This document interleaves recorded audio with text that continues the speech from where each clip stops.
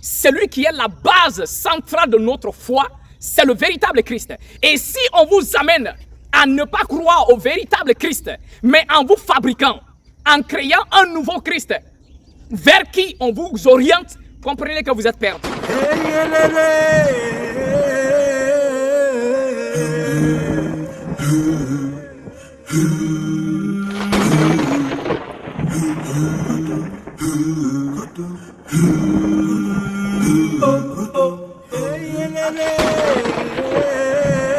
Shalom à tous, bien-aimés, frères et sœurs, grâce et paix sur vous au nom du Mashiach notre Adon. Bienvenue au sacerdoce du Nazir, la voix sainte. Je suis le Kohen Hanazi Nezeria, fils d'Israël biologique de la tribu de Lévi. Alors mes bien-aimés, aujourd'hui je vais échanger avec vous sur un sujet extrêmement important. Aujourd'hui je vous parlerai du Christ, du Mashiach dans la tradition africaine. Oui, comprenez que le Mashiach, le Christ, était véritablement dans la spiritualité africaine. Je répète une fois de plus encore, qu'est-ce que la spiritualité? La spiritualité, c'est le fait d'être en accord, en communion et en union avec les esprits, avec les anges du Seigneur. Hébreux, le chapitre 1, le verset 14 nous dit, qui sont les anges? Ne sont-ils pas tous des esprits envoyés par l'Éternel afin d'exercer un ministère en faveur de ceux-là qui doivent hériter le salut? Si l'Éternel a envoyé des esprits à notre service afin d'exercer un ministère envers nous, alors comprenez que le Christ a vécu tout naturellement avec, bien sûr, les esprits de l'Éternel. Pourquoi dans vos Bibles, on a enlevé l'évangile authentique du Christ? Parce que le Christ, étant d'abord un Africain, a vécu comme un Africain. Il a exercé son ministère en utilisant et en vivant dans les pratiques africaines, bien sûr. Mais comme l'Occident a voulu faire croire aux gens que le Christ serait un blanc et que l'évangile, ou soit l'histoire biblique serait l'histoire des blancs, dont il devrait supprimer dans la Bible que vous tenez tous les passages qui démontreraient que le Christ a vécu selon les pratiques et selon les traditions africaines. Mais ne vous inquiétez pas, l'épée justicière est là pour nous dévoiler toute la vérité du Seigneur. Alors j'avais déjà enseigné. Je répète, celui qui est la base centrale de notre foi, c'est le véritable Christ. Et si on vous amène à ne pas croire au véritable Christ, mais en vous fabriquant, en créant un nouveau Christ, vers qui on vous oriente, comprenez que vous êtes perdu. C'est même dans la Bible, c'est ce qui est écrit. Qu'est-ce qui est écrit dans le livre de Jean, le chapitre 17? La parole nous dit dans Jean, chapitre 17, à partir du verset 1, il dit, le Christ leva les yeux vers le ciel et dit, Père, glorifie ton Fils afin que ton Fils te glorifie, selon que tu lui as donné le pouvoir sur toute chair, afin qu'il donne la vie éternelle à ceux-là que tu lui as donné. Or, la vie éternelle consiste à te connaître, toi, le seul véritable Seigneur souverain, et moi, celui que tu as envoyé, Yahushua Hamashiach, qui vont appeler Jésus-Christ. Donc, dans ce passage-là, vous voyez que la vie éternelle, c'est que vous arriviez à connaître qui est l'Éternel le Père, et que vous arriviez à connaître, bien sûr, qui est le Fils. Si vous n'arrivez pas à connaître l'identité réelle du Fils, comprenez que vous n'êtes absolument pas sauvés. Alors, je prends un passage dans l'épée justicière pour nous parler un peu des pratiques que le Christ faisait, qu'on a supprimées dans vos Bibles. Et j'ai déjà dit, ceux-là qui ne croient pas, allez demander à vos pasteurs et à vos prêtres, pourquoi dans la Bible, on vous parle de l'histoire du Christ, depuis sa naissance jusqu'à l'âge de 12 ans. Et après, on ne parle plus jamais de lui. On le coupe là, c'est quand il a 30 ans maintenant qu'on vient parler de lui. Pourquoi? De 12 ans à 29 ans. Pourquoi cette partie-là, on vous cache? Parce qu'il y a des récits. Parce qu'il y a des choses qui sont là et on ne peut pas vous dire. Parce qu'à cette période, le Christ s'est marié à Marie-Madeleine. Vous voyez? Alors, l'épée justicière, le chapitre 1104. On parle ici de l'enfance et de la jeunesse, bien sûr, du Christ. Alors, je lis à partir du verset 30. Yahushua fut rempli de la connaissance du souverain, tout ce que le souverain a dit, tout ce que le souverain veut, au point que toute chose s'ouvrit devant lui et se mit à découvert.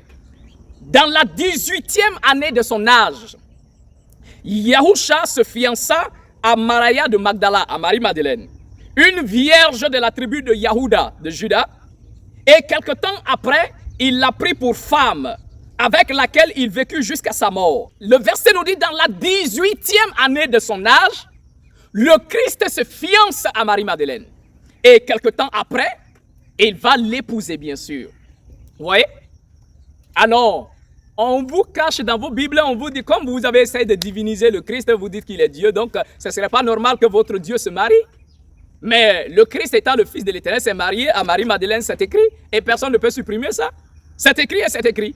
Et le verset continue maintenant, nous dit, Yahusha, après avoir terminé l'étude de la loi, il prend sa femme et il retourne de nouveau en Égypte pour apprendre la sagesse des Égyptiens.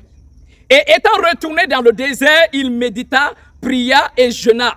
Il obtint le pouvoir du nom de l'Éternel, par lequel il accomplit de nombreux miracles. Et pendant 7 ans, il conversa avec l'Éternel face à face. Il apprit le langage des oiseaux et des bêtes. Il a même appris le langage des animaux. Il parlait avec les animaux. Pourquoi? Parce qu'il y a un verset qui dit « L'évangile a été prêché à toute créature ». Même les animaux, il les a prêché l'évangile. Sinon, il va apprendre le langage des animaux. Pourquoi? Le verset continue. Il apprit le pouvoir des guérisons des arbres. On vous dit seulement dans la Bible, oui, le Christ a guéri quelqu'un, oui, soit guéri, il a chassé les démons. On ne vous dit jamais qu'il est allé couper les écorces des arbres pour venir guérir les gens. Là, on ne vous le dit pas.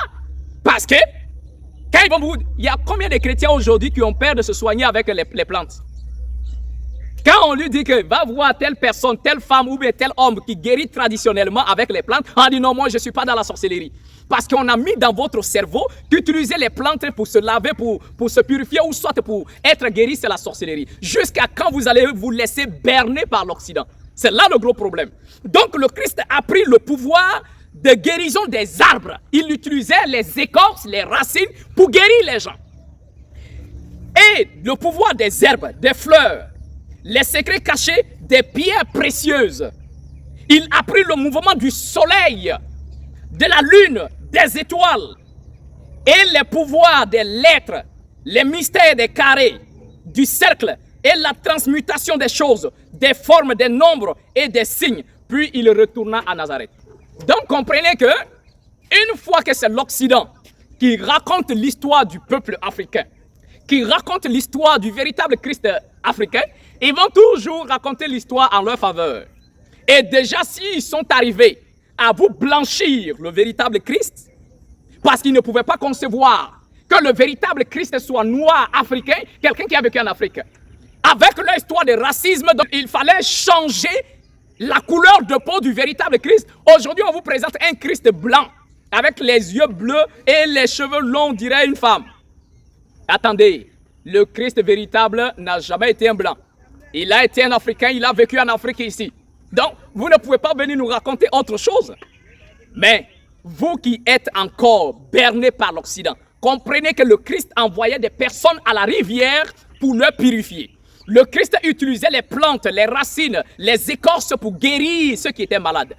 Ils utilisaient la boue pour guérir les gens. Ils utilisaient le feu pour guérir les gens. Et cela a été clair.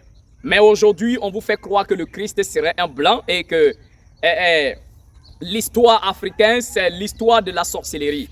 Et j'avais même déjà fait un enseignement où je suis tombé sur la vidéo de Makoso qui disait que la spiritualité africaine est non seulement quelque chose de mauvais, c'est quelque chose de la sorcellerie, ainsi de suite. Mais c'est le même encore où je le retrouve dans une vidéo, il s'en va à un endroit célébrer la tradition avec les gens de cet endroit-là. Et lui-même va donner un message qu'il va filmer. Il dit, en tant qu'Africain, il faut garder sa tradition. C'est lui qui le dit. En tant qu'Africain, il faut garder sa tradition. Il dit, on peut croire en Jésus, on peut croire en Allah, mais nous devons garder notre tradition. Il dit, c'est différent du culte. Je me pose la question, s'il comprend vraiment le français.